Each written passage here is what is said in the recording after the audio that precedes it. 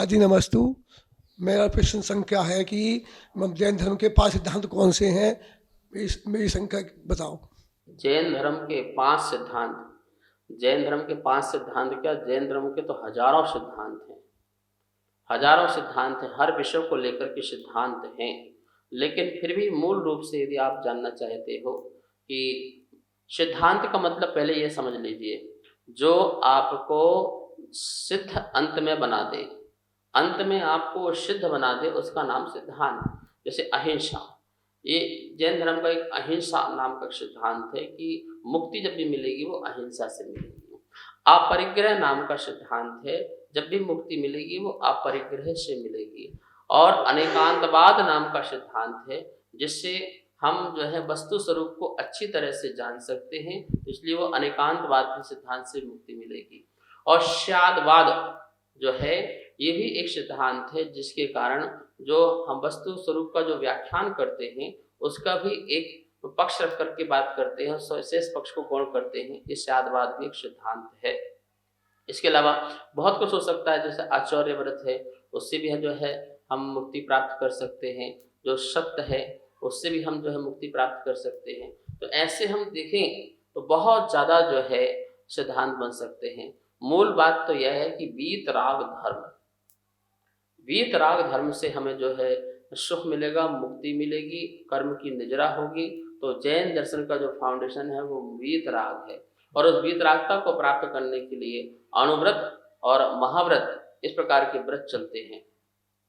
कर्म सिद्धांत, विज्ञान सिद्धांत, शरीर विज्ञान सिद्धांत, ऐसे बहुत सारे विषय वस्तु हैं जिसे हमें आगम ग्रंथों आदि से पढ़ना चाहिए। जैन धर्म बहुत व्यापक है और बहुत विशाल है और अत्यंत सरल भी है। व्यापक है, आप बहुत इसमें विचार हैं जिससे आप किसी भी बात को लेकर के आप आगे बढ़ सकते हैं। और इसमें बहुत गहराई है, एक एक शब्दों में बहुत गहराई है, अर्थ से भरा हुआ है।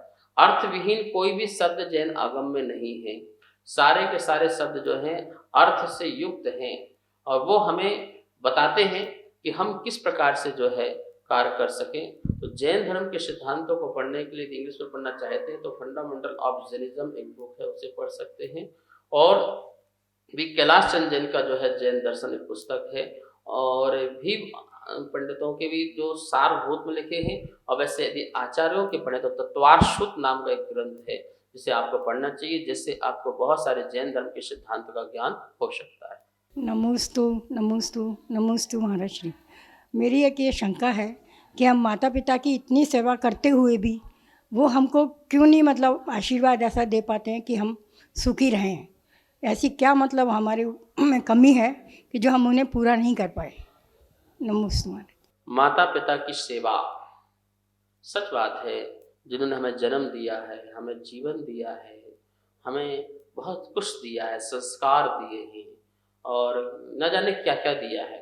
और कितना सोचते हैं माता पिता हमारे लिए, सुबह से शाम तक भागते रहते हैं। किसके लिए भागते हैं? आपके लिए। अच्छा पढ़ लो, अच्छा लिख लो, अच्छा जीवन जी लो, सुखी रहो। वो स्वयं दुखी रह लेते हैं, लेकिन जो बेटा है, जो बेटी है, वो सुखी रहें, मतलब बच्चे जो हैं सुखी रहें, ऐसी मंगल भावना होती है। तो माता पिता जो आशीर्वाद तो देते ही देते हैं। ऐसा कौन माता पिता होंगे जो बच्चों को आशीर्वाद नहीं देते हैं? प्यार से देते हैं आशीर्वाद, भरपूर आशीर्वाद देते हैं। और आशीर्वाद देने के बाद भी आपके जीवन में किसी प्रकार की कोई तरक्की नहीं हो पा रही है, सफलता नहीं मिल पा रही है, इसमें माता पिता का क्या दोष है? क्या दोष है? ये तो आपके अपने ही कर्मों का दोष है कि हमें ऐसे माता पिता मिले जो आशीर्वाद दे रहे, गुरु मिले जैसे आशीर्वाद दे रहे, मंदिर जा रहे, हमें पुण्य से मंदिर मिला, लेकिन फिर भी हमारे काम नहीं बन रहे हैं। तो इसमें आपका या तो पुरुषार्थ की कमी है, या फिर आपके जो है भाग की कमी है, या फिर दोनों में ही कोई ना कोई कमी है कि पुण्य में छेद है और पुरुषार्थ में करना नहीं है।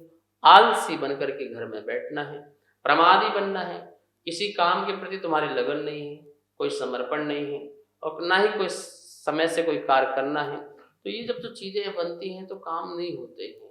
तो हमें जब हमारा काम नहीं चल रहा हो तो हमें और माता पिता की सेवा करना चाहिए, और भगवान की सेवा करना चाहिए, गुरु की सेवा करना चाहिए। भगवान सेवा मतलब भगवान के पास जाकर के जिन्हें भगवान के गुणगान गाना चाहिए, स्तुति करना चाहिए, स्तोत्र पढ़ना चाहिए, जाप करना चाहिए, ध्यान करना चाहिए और मंगल भावना भाना चाहिए। सभी जीव सुखी रहे संसार में।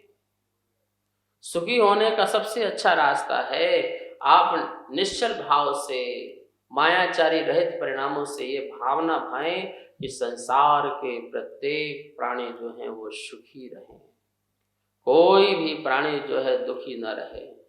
हर जीव को सुख मिले, शांति मिले, आनंद मिले, समृद्धता मिले, दुखों का क्षय हो, कर्मों का क्षय हो, बोधि की प्राप्ति हो, सुगति में गमन हो, समाधि मरण हो। इस प्रकार का मंगल भावना हमें भाते रहना चाहिए।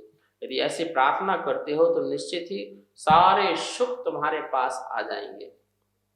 तो माता पिता की अवज्ञा कभी मत करना, अवज्ञा कभी नहीं करना, कभी उनको जवाब नहीं देना, कभी उंगली नहीं उठाना, और ना ही कभी किसी प्रकार से ऐसा कोई काम करना कि जिससे कि उनको अपना चेहरा कहीं छुपाना पड़े। इज्जत मान सम्मान से माता पिता जो है समाज में जिए, परिवार में जिए, ऐसा जीवन में काम करना, इस बात का जरूर ध्यान रखना। तो माता पिता का आशीर्वाद लेते रहो और अपने जीवन को सफल और सार्थक करते रहो। ऐसे ही मैं कहूँगा, क्योंकि जिन्होंने हमें न जाने कितनी दुआएं दी हैं, न जाने कितनी भावना भाई हैं, कितना आशीर्वाद दिया है, हम उनको कैसे नज़रअंदाज कर सकते हैं? कभी नहीं कर सकते हैं। माता पिता की आंखों में यदि तुम्हारे कारण आंसू आते हैं तो समझना कि तुम्हारा उस दिन से तुम्हारा जो है दुर्भाग्य प्रारंभ हो जाएगा। निश्चित ही दुर्भाग्य प्रारंभ हो जाएगा। कुछ भी हो जाए, लेकिन कभी भी उनकी आंखों में आंसू तुम्हारे कारण, तुम्हारी चर्या से, तुम्हारी चर्चा से, तुम्हारी कथनी से, तुम्हारी करनी से कभी भी नहीं आना चाहिए। और उनका आशीर्वाद लो, सब कुछ अच्छा होगा। कार्यक्रम अगमधारा के पुण्यार्जक थे श्री दिगंबर जैन मंदिर, लोधी कॉलोनी, दिल्ली।